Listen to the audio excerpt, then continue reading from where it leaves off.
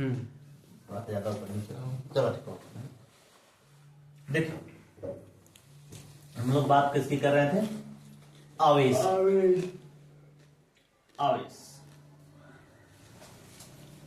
Charge. हम देखो आवेश Q बराबर अभी अभी हमने क्या देखा? N E. Q बराबर एन ई। पहला फार्मूला हमको रट जाना है कि किसी तार में बहने वाले इलेक्ट्रॉनों की संख्याएं क्या कहलाती है? आवेश। ठीक। अभी दूसरा हमने क्या देखा? I बराबर क्या होता है? Q upon T.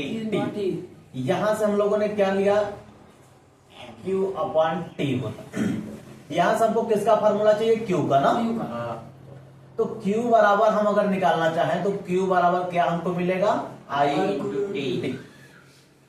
Q बराबर क्या मिलेगा? I T. अब हम यहीं से देख लें कि आवेश का मात्रक क्या होता है। आवेश का मात्रक। आवेश का मात्रक किसमें? किस पद्धति में? एसआई पद्धति में। एसआई पद्धति का दूसरा नाम क्या है? एमकेएस। यानी आवेश का मात्रक हमें बताना है एसआई में या एमकेएस में। तो यह क्या है? धारा है। Yes sir. आई क्या है? धारा है। तो धारा का मात्रक क्या होता है? एम्पियर। एम्पियर होता है। एम्पियर। और समय का मात्रक क्या होता है? सेकेंड। यानी धारा का मात्रक एम्पियर, समय का एसआई मात्रक सेकेंड, धारा का एसआई मात्रक एम्पियर। तो दोनों का एसआई मात्रक एम्पियर सेकेंड, यानी एम्पियर गुणे सेकेंड। इसको हम लोग क्या बोलेंगे? कुलाम बोलेंगे। कुलाम। एम्पियर सेकेंड को क्या बोलना है हमको? कुलाम बोलना है। ठीक है। तो अगर कभी भी पूछे कि आवेश का एसआई मात्रक क्या है तो आपको क्या बताना है? एम्पियर सेकेंड या कुलाम। फिर दूसरी बात पूछे आवेश का सीजीएस मात्रक बता दीजिए। कौन सा मात्रक? सीजीएस पद्धति में मात्रक क्या होता है? तो क्या बताना है आपको? स्टेट कुलाम। क्या बताना है? स्टेट कुलाम। ठीक है। सीजीएस पद्धति में मात्रक क्या होगा? स्टेट कुलाम। क्लियर होगी बात? ठीक। अब आगे देखते हैं। अगर कभी कोई पूछ ले कि आवेश कैसी राशि है, क्योंकि राशि तो पढ़ाया गया आपको 9th में, सदिश राशि और अदिश राशि। तो अब बात करता है कि आप बता दीजिए आवेश कैसी राशि? आवेश कैसी राशि है? गलत बात। नहीं सही, आप भी बोले थे। आवेश कैसी राशि है? अदिश राशि है। ध्यान से देखा करिए। ठीक है ना? आवेश कैसी राशि है? अदिश राशि। ठीक। क्योंकि तार का कोई दिशा नहीं होगा। जिस दिशा में आप लिपेटोगे उसी के साथ ही धारा बहना स्टार्ट हो जाएगी। ठीक है। इसका ऐसा नहीं है कि अब ये धारा इस दिशा में जा रही है जो दूसरे जाए। अपने जैसे ही उसको मोड़ा इधर की तरफ, इधर की तरफ, फिर 3, 4, 10 बार, 20 बार, 50 बार मुड़ते रहिए। बातें समझ में आई? तो हमें इसे याद रखना है कि आवेश कैसी राशि है? अदिश राशि है। अब धारा भी पूछ ले हमसे, धारा कैसी राशि है? धारा भी अदिश। कितनी होगी बातें? Yes sir. तो आवेश हमें हमारे पास कैसी राशि है? अदिश राशि। इसका एसआई मात्रक क्या है? Ampere second. इसका सीजीएस पद्धति में मात्रक क्या है? स्टेट कुलाम। क्लियर होगी बात? Yes sir. ठीक। अब हमें फार्मूला रट लेना है क्योंकि इससे आपको न्यूमेरिकल पूछेगा। Yes sir. पहला देखिए Q बराबर एन, दूसरा Q बराबर आई टी। तो क्या Q बराबर हम आई टी यहां लिख सकते हैं? देखिए I गुणे टी बराबर एन। यह आपको बहुत जरूरी कह सकते हैं, मोस्ट इंपॉर्टेंट फार्मूला। यहां से 4 फार्मूला बन सकता है। आपको समय दे दे, इलेक्ट्रॉन की संख्या दे दे, इलेक्ट्रॉन का आवेश दे दे, धारा पूछ ले, आई बराबर आप लिखेंगे एन अपॉन टी। समय पूछ रहा हो, टी बराबर डायरेक्ट एन अपॉन आई। इधर से पूछ ले इलेक्ट्रॉनों की संख्या हमें बताओ, तो I गुणे T अपान E। ठीक है, इलेक्ट्रॉन पर आवेश पूछ दे सारी चीजें देकर, तो I गुणे T अपान हो जाएगा आपका N बराबर E। यह चारों फार्मूला समझ में आया? Yes sir. इस फार्मूले से हमें 4 फार्मूला मिलता है। हम इनको बड़े अच्छे से ध्यान से दिमाग में रखेंगे, क्योंकि सारे न्यूमेरिकल इन्हीं से लगेंगे। क्लियर होगी बात है?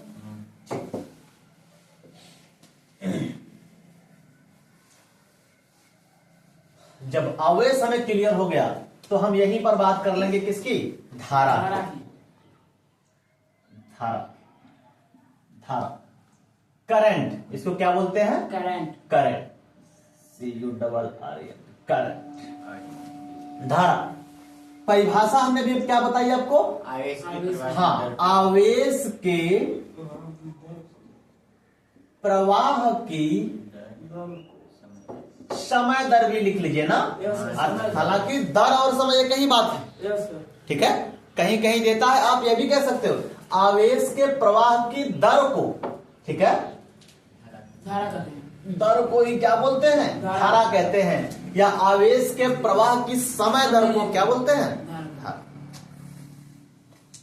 तो जहां से मिलेगा हमको I बराबर किसका प्रवाह हो रहा है? आवेश का क्या? समय। I बराबर हमारा क्या हो जाएगा? Q अपान T। अब हमसे पूछ दे कि नहीं धारा का SI मात्रक आप हमें बताइए, धारा का SI मात्रक बताइए। तो आवेश का SI मात्रक क्या होता है? कूलाम होता है ना। समय का मात्रक क्या होता है?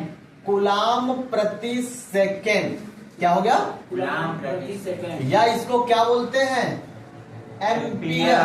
क्या बोलेंगे? एम्पियर। एम्पियर बोलेंगे। धारा का SI मात्रक कूलाम प्रति सेकेंड या एम्पियर। धारा कैसी राशि है? अदिश राशि। अदिश राशि। इतनी बात आपको याद है। क्लियर होगी बात? Yes sir. धारा आवेश क्लियर हो गया? ठीक, आगे चलते हैं। यहीं पर हम बात करेंगे अब विद्युत विभव की और विभवांतर की। हाँ, विभव, विद्युत विभव, विद्युत विभव। और दूसरी बात क्या है? विभवांतर। विभवांतर, ठीक है। विद्युत विभव और विद्युत विभवांतर, ठीक। समझिए, एकदम दिमाग में एक बात रख लेना है कि जब विभव की बात आएगी तो इस वाले शब्द में हमको अनंत शब्द जोड़ना है। क्या जोड़ना है? अनंत। अनंत शब्द। विभव की बात आएगी तो अनंत। जैसे मान लेते हैं यह कोई विद्युत क्षेत्र हो गया। यह क्या हो गया? विद्युत क्षेत्र। क्या बोलना है इसमें? कि किसी विद्युत आवेश को कहां से लेकर आना है? अनंत से। अनंत से किसी विद्युत आवेश को कहां? विद्युत क्षेत्र के अंदर, ठीक है, विद्युत क्षेत्र के अंदर लाने में किया गया कार्य, लाने में किया गया कार्य, लाने में किया गया कार्य तथा उसी आवेश के अनुपात को क्या बोलते हैं? विद्युत विभव बोलते हैं, ठीक है। क्या बोलते हैं? विद्युत विभव। बात को फिर से समझिए। किसी आवेश को कहीं कहीं परीक्षण आवेश बोलता है, तो हमें याद कर लेना है। लेकिन हमें बताना क्या है? किसी क्या करना है? विद्युत आवेश को कहां से? अनंत से। अनंत से कहां लाना है? विद्युत क्षेत्र के अंदर। अंदर, विद्युत क्षेत्र के अंदर लाना है। विद्युत क्षेत्र के अंदर लाने में जो कार्य करना पड़ता है वह, और उसी आवेश के अनुपात को हम लोग क्या बोलते हैं? विद्युत विभवांतर। समझ में आई बात है? यानी विभव विभवांतर नहीं, विभव, विभवांतर, कंफ्यूजन नहीं होना। तो विद्युत विभव, विभव बराबर हमारे पास क्या फॉर्मूला है, W/Q। क्लियर हो गया, W/Q। अब यहीं से आपसे पूछते कि विभव का मात्रक बता दीजिए। तो विभव का मात्रक जब आप बताएंगे तो W क्या है, कार्य है। कार्य का मात्रक क्या होता है, जूल। आवेश का मात्रक अभी अभी आपने देखा, कूलम। जूल प्रति कूलम को क्या बोलते हैं, वोल्ट। वोल्ट बोलते हैं। क्या बोलते हैं, वोल्ट। यानी विभव का SI मात्रक आपसे पूछे या विभव का MKS मात्रक आपसे पूछे तो क्या बताना है आपको, जूल प्रति कूलम। क्या बताना है, जूल प्रति कूलम, या इसको क्या कहते हैं हम लोग, वोल्ट कहते हैं। सीजीएस में मात्रक नहीं होगा, इसको अर्ग बोल देंगे, इसको स्टेट कूलम बोलेंगे। ठीक है, क्योंकि कार्य का जो सीजीएस मात्रक होता है अर्ग होता है, लेकिन अर्ग और स्टेट कूलम का जो एक वैल्यू नया नाम आया, जैसे हमने जूल प्रति कूलम को वोल्ट कह दिया, तो अर्ग प्रति स्टेट कूलम को ऐसा लिखित हमारे पास कुछ भी नहीं। बातें समझ में आई, हाँ। तो विद्युत विभव समझ में आया। अनंत से किसको लेके आना है, विद्युत विभव, विद्युत आवेश को किसको लेकर आना है, विद्युत आवेश। आवेश को क्या करना है, अनंत से लाना है, कहां तक, विद्युत क्षेत्र के अंदर। क्लियर हुआ, यानी किसी विद्युत आवेश को या किसी परीक्षण आवेश को अनंत से विद्युत क्षेत्र के अंदर लाने में किया गया कार्य तथा उसी आवेश के अनुपात को विद्युत विभव कहते हैं। क्लियर होगी बात। मात्रक क्या लिखेंगे हम लोग, जूल प्रति कूलम, इसको क्या बोलते हैं, वोल्ट। अगर आपसे पूछते हैं कि विद्युत विभव राशि कैसी है तो क्या बताना है आपको, अदिश राशि। कैसी राशि है, अदिश राशि। इतनी बात सबको क्लियर समझ में आई, ठीक। अब हम बात कर लेते हैं किसका, विभवांतर की। अब हम लोग बात करेंगे विभवांतर की, ध्यान से। विभवांतर,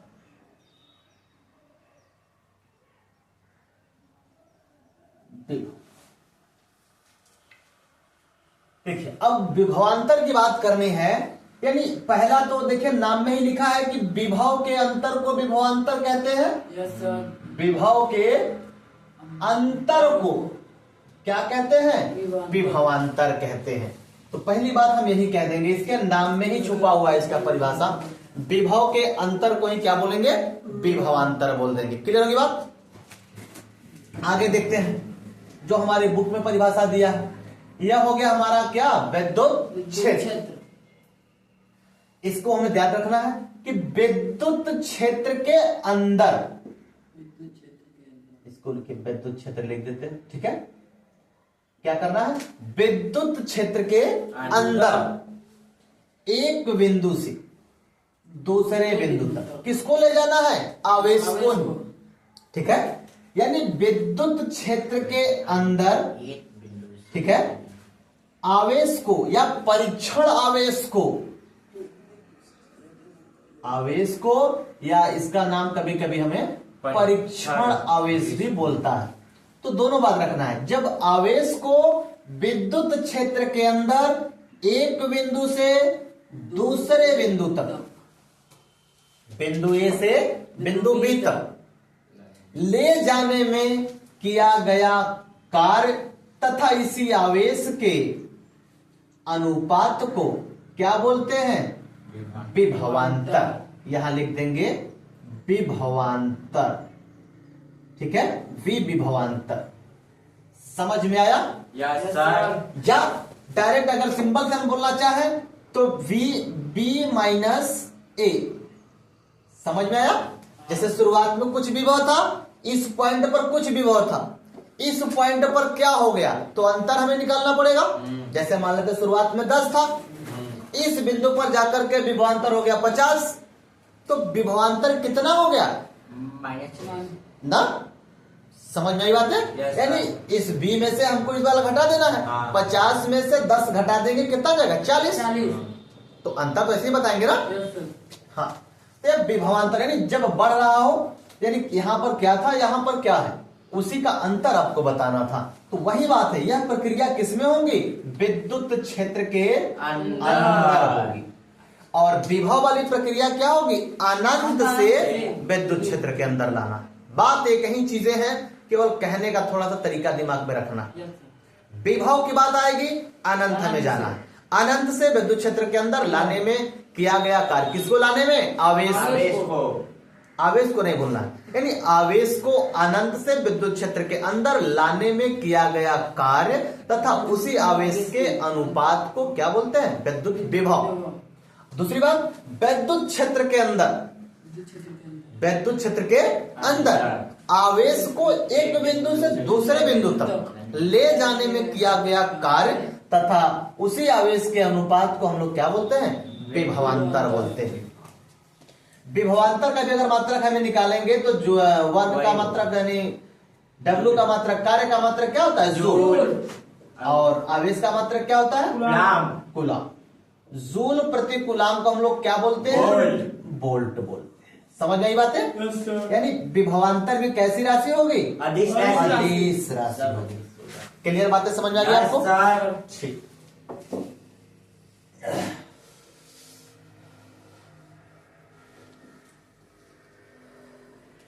आगे देखिए, अब आगे हमारे पास है ओम का नियम। क्या है? ओम का नियम। पहले हम लोग सब कुछ जान लेते हैं। ओम का नियम, एक वैज्ञानिक है ओम, उन्होंने नियम दिया ओम का नियम। ओम का नियम आप लोग ऐसे पहले पढ़ लीजिए, फिर टॉपिक वाइज आराम से पढ़ाते हैं ना। ओम का नियम,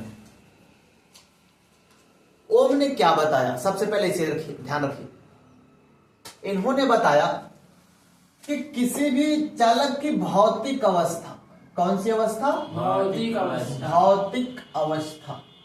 भौतिक अवस्था में इन्होंने नाम दिया ताप, ताप और आर्द्रता। ताप तो समझ रहे हैं, यस सर। टेम्परेचर ज्यादा होगा। हाँ, दाब भी समझ रहे हैं। हाँ। आर्द्रता, ह्यूमिडिटी। आर्द्रता क्या है समझिए?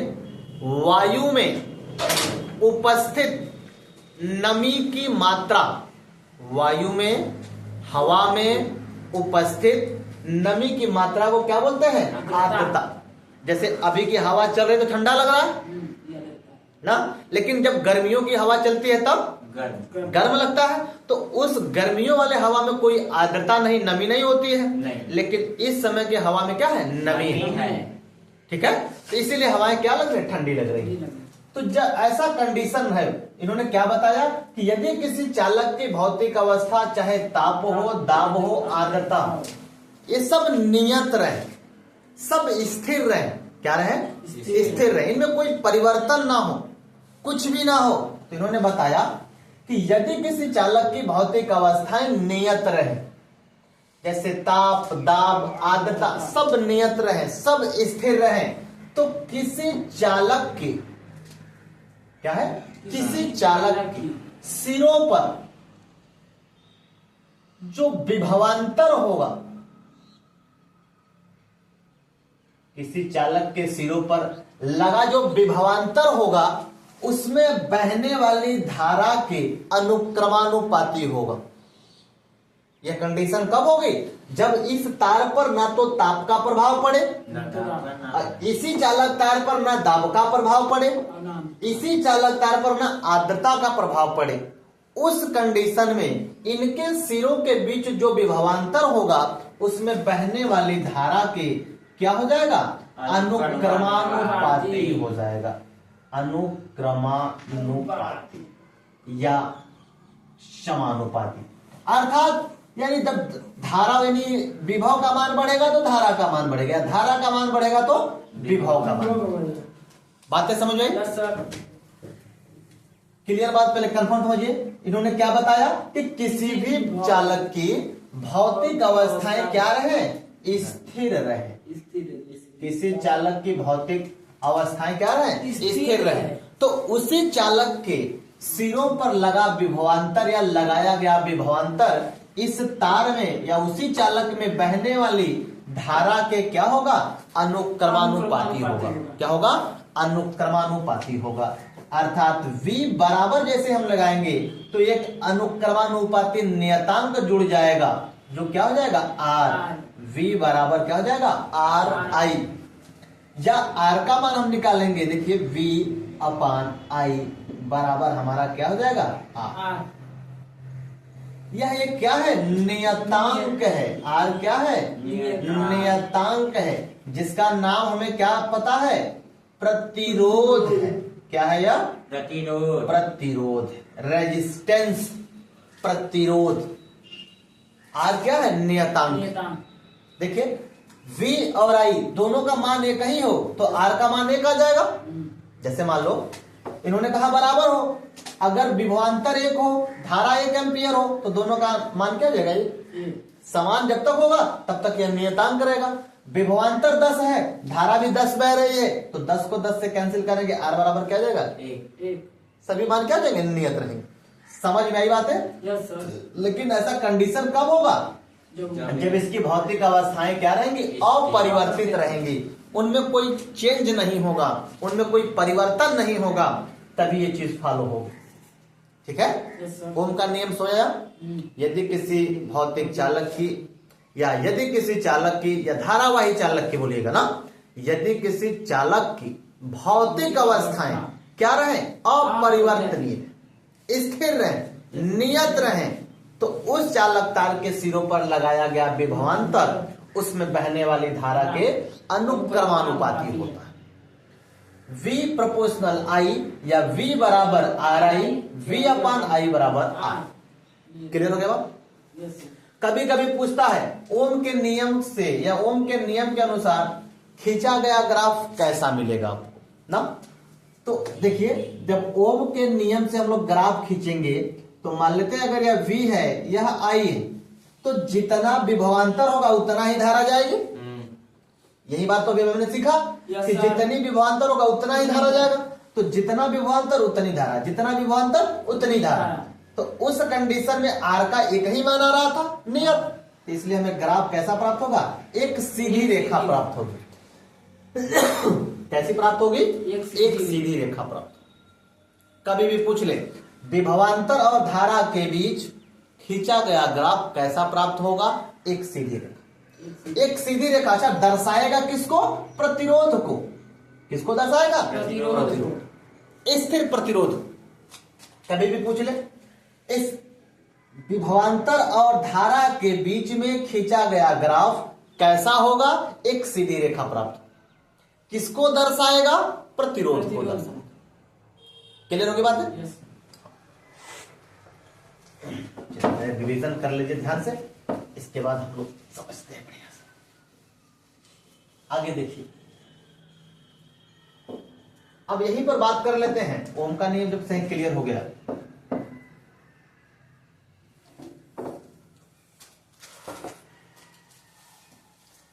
हम लोग बात कर लेते हैं किसकी? प्रतिरोध की ना, क्योंकि अभी तो प्रतिरोध मिला है। प्रतिरोध की भी बात कर लेते हैं। प्रतिरोध, रेजिस्टेंस ना, इसकी परिभाषा हम क्या बताएंगे ना?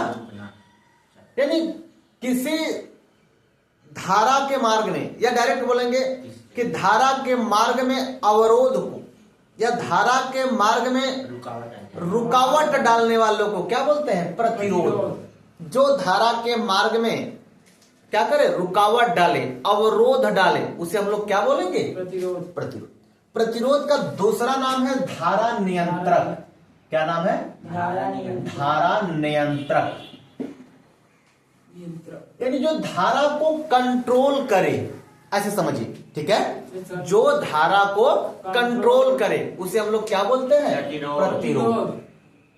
ठीक है? धारा के मार्ग में डालने वाले रुकावट को प्रतिरोध कहते हैं, या धारा के मार्ग में लगने वाले अवरोध को प्रतिरोध कहते हैं। ठीक है? धारा के मार्ग में आने वाले प्रतिरोध को हम लोग क्या बोलते हैं? प्रतिरोध बोलते हैं। अवरोध। अवरोध को क्या बोलते हैं? प्रतिरोध। या जो धारा को कंट्रोल करे, जो धारा को नियंत्रित करे, उसे हम लोग धारा नियंत्रक बोलते हैं। उससे हम धारा नियंत्रक या प्रतिरोध कहते हैं। फार्मूला आपके सामने है। R बराबर हमें क्या है? V अपान आई। V अपान आई कहना है ना, V बटे आई या V अपान आई। V बटे आई जो ऐसे जैसे रहता है, मतलब V बटे आई रहता है, उसका बटे मतलब क्या होता है? मतलब अरे भाग में है ना, अपान, इसका मतलब भागे में है, अपान में, ठीक है, बटे। जैसे हम लोग बटे वाला भिन्न पढ़ते थे। हाँ, तो R बराबर V अपान आई। अच्छा, यहीं से अगर मात्रक आप निकालना चाहो तो यहां से भी निकाल सकते हो। देखिए, विभव का मात्रक क्या, विभवांतर का मात्रक क्या होता है? वोल्ट। आधार मतलब एम्पियर। धारा का मात्रक क्या होता है? एम्पियर। एम्पियर। वोल्ट एम्पियर या वोल्ट एम्पियर या इसी को क्या बोलते हैं? ओम बोलते हैं। क्या बोलते हैं? ओम। वोल्ट एम्पियर या इसी को क्या बोलते हैं? ओम। अच्छा, बात को समझिए। अब R की निर्भरता कभी कभी आपसे पूछ लेगा कि जो प्रतिरोध R है यह किस पर निर्भर करता है, ठीक है, किन पर निर्भर करता है, किस बातों पर निर्भर करता है।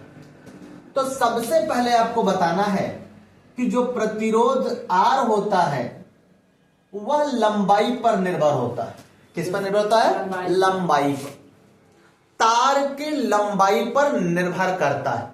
जितना लंबा तार होगा उतना ज्यादा प्रतिरोध हो। बातें समझे? क्यों? क्योंकि यह तार के लंबाई के क्या होता है? अनुक्रमानुपाती होता है। क्या होता है?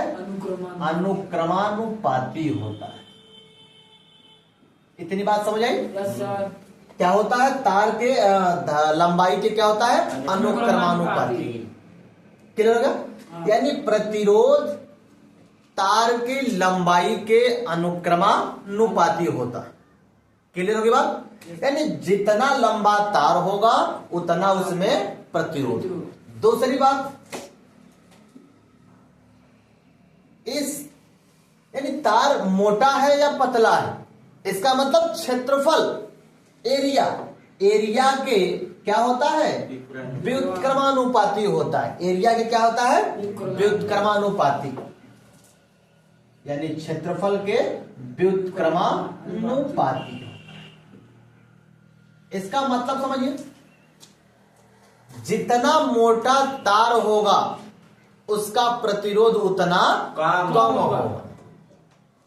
जितना मोटा तार होगा उसका प्रतिरोध उतना कम होगा। क्लियर बात समझ आ गई? ठीक, आगे तीसरा, पदार्थ की प्रकृति पर। किस पर? प्रकृति पर। कोई पदार्थ किस प्रकृति का है?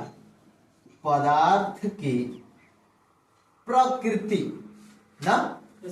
हाँ, पदार्थ की प्रकृति पहले समझिए। कोई तार जैसे चांदी का बना है, एल्युमिनियम का बना है, कॉपर का बना है, तो सबसे ज्यादा यानी सबसे तेजी से धारा का जो प्रवाह होता है किसमें होता है? चांदी में होता है ना, चांदी में।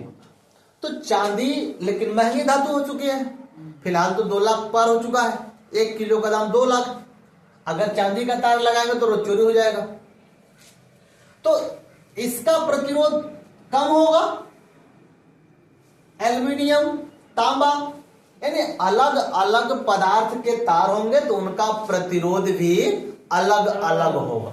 समझ आ गया बात? ऐसा नहीं कि चांदी का भी प्रतिरोध वही हो, एल्युमिनियम का भी प्रतिरोध वही हो, कॉपर का भी प्रतिरोध वही हो, ऐसा नहीं हो। यानी अलग अलग पदार्थों के बने तारों का प्रतिरोध भी अलग अलग होता है। क्लियर हो गया? अलग अलग पदार्थ के बने तार के प्रतिरोध भी अलग अलग होते हैं। ठीक, चांदी का होगा उसका अलग प्रतिरोध होगा, सोने का बना है उसका अलग होगा, एल्युमिनियम का बना है उसका अलग होगा, कॉपर का बना है उसका अलग होगा। बातें समझ आ गई? अगला बात समझिए, ताप पर, टेम्परेचर पर। यानी ताप में वृद्धि के साथ प्रतिरोध में भी वृद्धि होती है। समझ आ गई बात है? Yes, sir. टेम्परेचर में वृद्धि होती है तो उसके प्रतिरोध में भी क्या होती है? वृद्धि हो जाती है। ठीक, यही सब हम फार्मूला निकालेंगे जिससे हमसे बहुत न्यूमेरिकल पूछता है। देख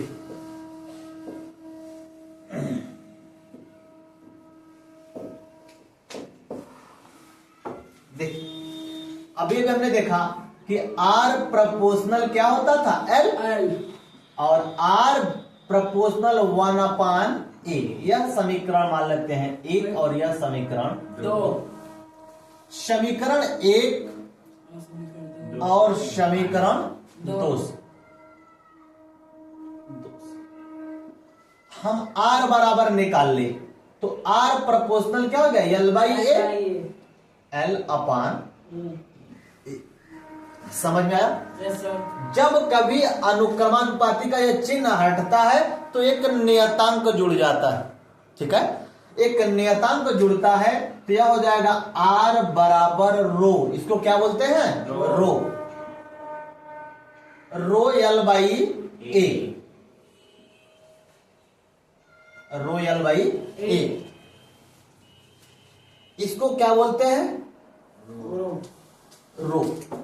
लेकिन यह दर्शा क्या रहा है? रो। यह प्रतिरोधकता है। क्या है? प्रतिरोधकता. प्रतिरोधकता, या दूसरा नाम है इसका विशिष्ट प्रतिरोध। क्या नाम है? विशिष्ट प्रतिरोध. विशिष्ट प्रतिरोध। रो को हम लोग क्या बोलेंगे? रो प्रतिरोधकता है। क्या है? प्रतिरोधकता बोलेंगे, या उसका दूसरा नाम विशिष्ट प्रतिरोध। समझ में आ गई बात? Yes, sir. तो पहले इसके बारे में पढ़ते हैं। अच्छा, यही जगह हम विशिष्ट प्रतिरोध या विशिष्ट प्रतिरोधकता की बात करें तो देखिए, अगर हम इसको यही रहने दें रो को, ये इधर चला आएगा हाँ. R गुणे A अपान L। L. समझ में आई बात है? देखिए, यानी प्रतिरोध में रो L/A होता था, प्रतिरोधकता में क्या है? RA/L। L. ये दोनों प्रतिरोध आपको, यानी ये दोनों चीजें आपको याद रखना। अच्छा, प्रतिरोधकता का मात्रक अगर आपसे पूछे, ध्यान से देखिए, अगर, क्योंकि R का तो हमें पता है ओम, Yes, sir. लेकिन विशिष्ट प्रतिरोध या प्रतिरोधकता का हमसे मात्रक पूछ ले तो देखिए, R का मात्रक क्या होता है? ओम। एरिया, एरिया का मात्रक क्या होता है? Metre square. एरिया क्या होता है? Metre square. नीचे क्या है? लंबाई, तो लंबाई का भी मात्रक क्या होगा? मीटर बराबर रो। एक इससे कैंसिल हो गया, तो रो का जो मान आ गया वह क्या आ गया? रो का मात्रक क्या है हमारे पास? ओम मीटर। अच्छा, एक बात हमने आपको बताई नहीं, उसे आप याद रखिएगा। जहां कहीं भी ओम लिखे, क्या लिखे? ओम। ओम का सिंबल होता है ये, ऐसे बना लेना है। ठीक है? Yes, sir. हाँ। जहां कहीं भी यह चिन्ह आपको दिखाई दे, इसका मतलब क्या लिखा है? ओम लिखा है। क्लियर होगी बात है? हर जगह आपको ओम न लिख करके डायरेक्ट शॉर्ट फॉर्म में चिन्ह बना देगा, तो इसे चिन्ह को आपको एकदम बढ़िया से रट जाना है कि यह ओम का चिन्ह है। किसका चिन्ह है? ओम का चिन्ह है। ओम का चिन्ह है। प्रतिरोधकता का मात्रक क्या हमको मिला? ओम मीटर। प्रतिरोध का मात्रक क्या होता है? ओम। प्रतिरोधकता का मात्रक क्या मिला? ओम मीटर। अब देखिए, अब हमसे न्यूमेरिकल कैसे पूछता है, इस पर इसे समझ लीजिए। Yes, sir.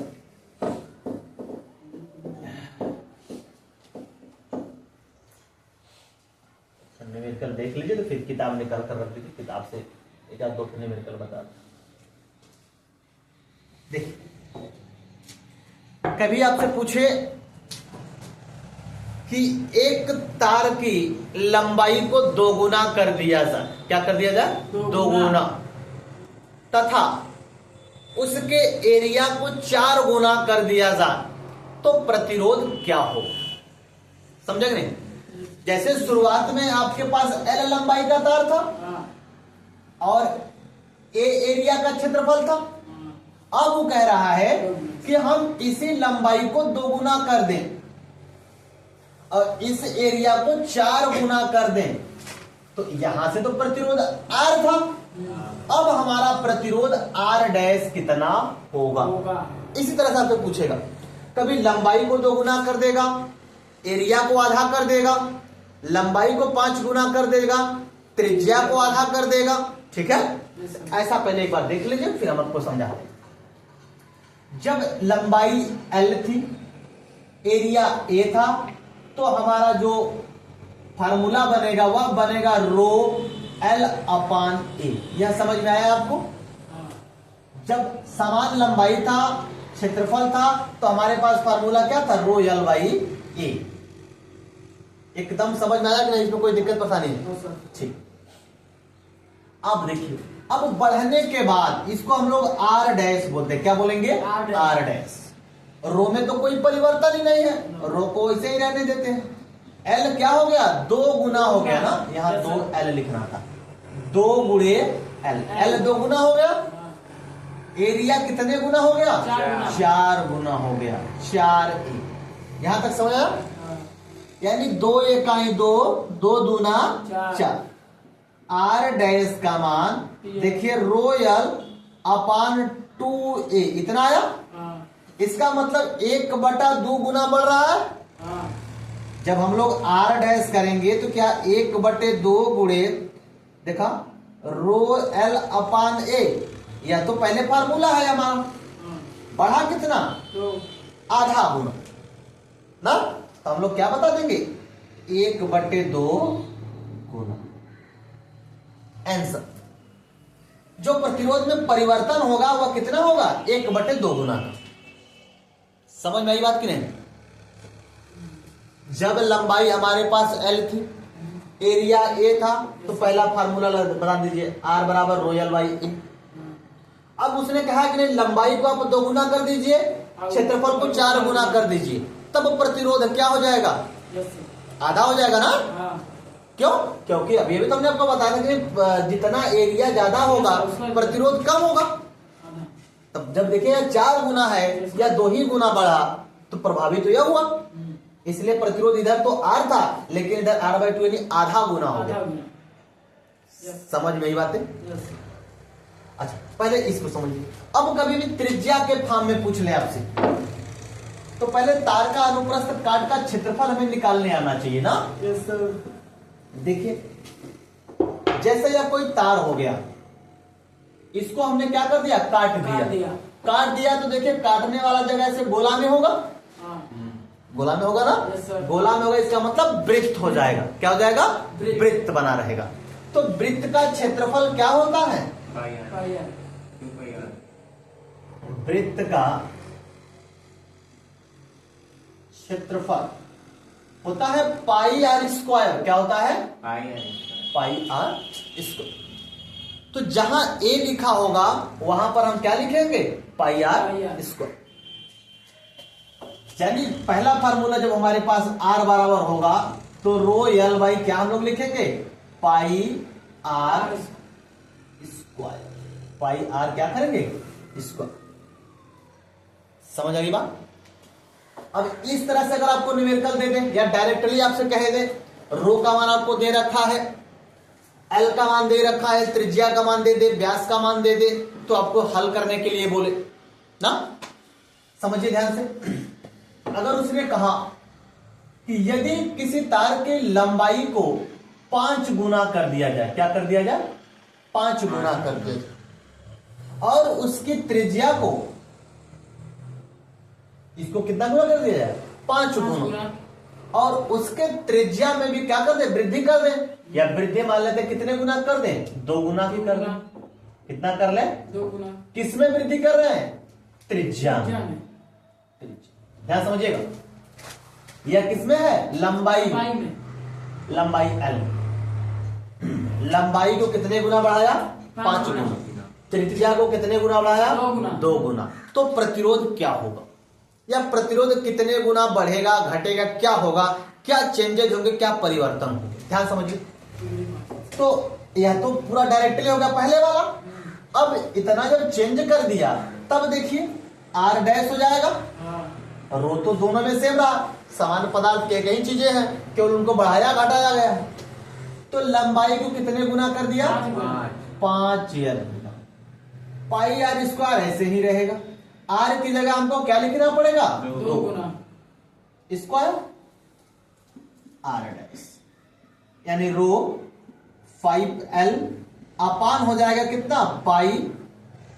यहां पर 2r है ना, देखिए जब 2 गुना कहा तो हमको क्या करना? पहले में तो r था तो r स्क्वायर हो गया, अब यहां पर 2 गुना का मतलब 2r। समझ आया कि नहीं? जैसे लंबाई को हमने 5 लंबाई किया तो त्रिज्या को भी तो हमको करना है 2r। Yes sir. समझ आई बात? तो 2 का हो जाएगा 4 4 और r का हो जाएगा r स्क्वायर। r डैश बराबर आपको निकालेंगे, देखिए 5 को बाहर कर लीजिए, 4 को बाहर कर लीजिए, 5/4 यह हो जाएगा रोयल पाई आर स्क्वायर। समझ आया बात? तो यह तो आपका पहले वाला फार्मूला बन गया। Yes sir. हाँ कितना गुना बढ़ा? 5 गुना 5/4। समझ आई बात है? Yes sir. यानी जब हम लंबाई को 5 गुना कर देते हैं, त्रिज्या को 2 गुना कर देते हैं, तो हमारे जो प्रतिरोध में परिवर्तन होता है वह 5/4 गुना का हो जाता है। समझ में आ गई बात है? Yes, sir. तो इसी तरह से आपसे मिलकर पूछेगा कि लंबाई को इतने गुना कर दे, चौड़ाई को इतने गुना कर दे, या मोटाई को इतने गुना कर दे। तो इनको आपको आराम से लगाना है, चीजों को एकदम ध्यान से समझ के लगाना है। ठीक है, किताब निकालिए, एक न्यूमेरिकल बोले।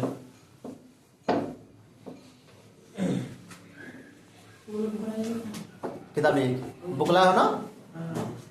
देखिए न्यूमेरिकल बोले। इसे बंद कर दो, इसे बंद कर दो, फिर क्लास स्टार्ट करेंगे तो फिर चालू करिएगा। लड़का ना ठीक